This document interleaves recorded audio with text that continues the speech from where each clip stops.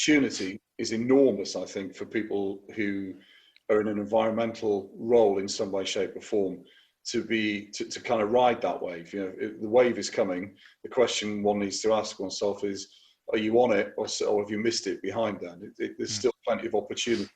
It's interesting you talked about that, the business intimacy bit. I have asked this question a few times to people who are in the EBN, who have the job title environmental in some way. Do you know who the sales director is, and do you know the marketing director is in your organization? And sadly, the answer's been no in too many times.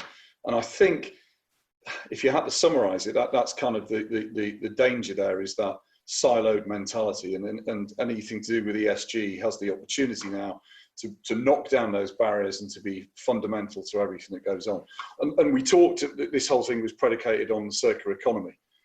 I think our conclusion would be, going back to Ralph's point, that this is, ESG is a huge concept. Net zero is an enormous challenge.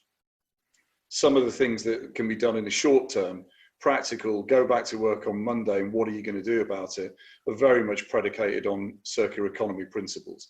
And that's why we would argue that the circular economy particularly has got the opportunity to turbocharge your career by learning what are the key principles and sensibly applying them to your own business. And if you do that, then the argument runs that that's going to be making that contribution to the bigger picture. And it becomes, the opportunity therefore is to become the trusted advisor that is kind of a holy grail that anybody within an internal service provision should be striving towards, that you are the trusted advisor, trust being a critical thing. So